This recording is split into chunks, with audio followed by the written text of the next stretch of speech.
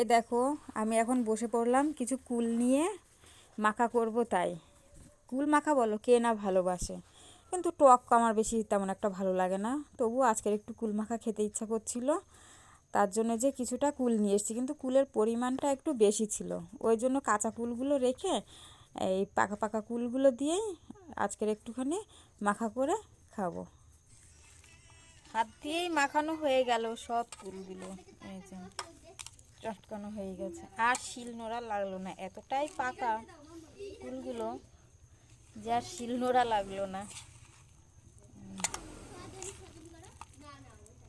এই যে মাখানো হয়ে গেছে, এবার এতে এক এক করে দিয়ে দেবো চিনি, আর দেবো নুন, আর একটু কাঁচা লঙ্কা। এবার এইগুলোকেই ভালো করে মাখিয়ে নেব।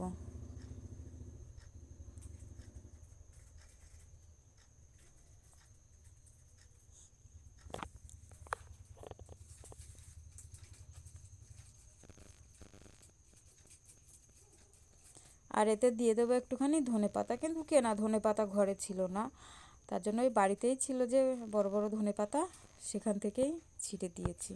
আর এতে দেবো একটুখানি গন্ধরাজ লেবু, যাতে একটু গন্ধটা ভালো আসে, ওই জন্য। এবার এগুলোকে ভালো করে মাখিয়ে নেব। মাখিয়ে এবার একটুখানি টেস্ট করে দেখব যে নুন ঝাল টাল সব ঠিক আছে কি না।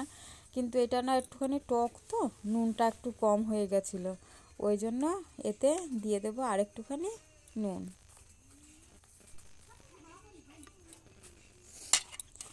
আর নুন দিয়ে এই যে মাখানো হয়ে গেছে, মাখিয়ে তারপরে ওকে ডাক দেবো যে কুল মাখা কেমন হচ্ছে।